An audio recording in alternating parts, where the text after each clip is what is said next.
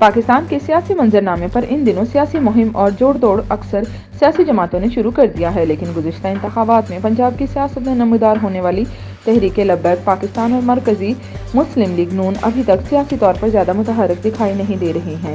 دونوں جماعتوں کے ترجمان دعویٰ کر رہے ہیں کہ آئندہ چند روز میں یہ جماعتیں سیاسی مہم کا باقاعدہ آغاز کریں گی۔ لاہور سیاسی امور کے سینئر صحافی حسنین اخلاق نے بتایا کہ مرکزی مسلم لیگ میں زیادہ تر ملی مسلم لیگ کے ہی رہنما اور کارکنان شامل ہیں، لیکن اب کوئی بھی ملی مسلم لیگ سے تعلق کو تسلیم نہیں کر رہا۔ سب مرکزی مسلم لیگ کے نام سے ہی تعارف کروا رہے ہیں۔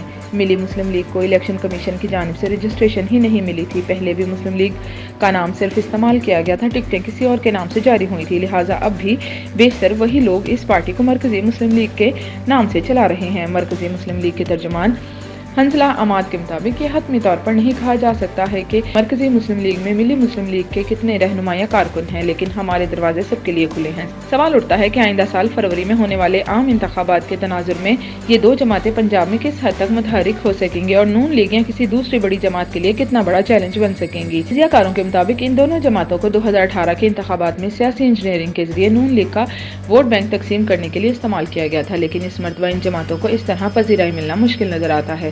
مسلم لیگ نون کی ترجمان عظمیٰ بخاری کے مطابق ان کی جماعت اپنے منشور اور ماضی کی کارکردگی کی بنیاد پر انتخابات میں حصہ لے رہی ہے۔ ہر سیاسی جماعت کے لیے میدان کھلا ہے۔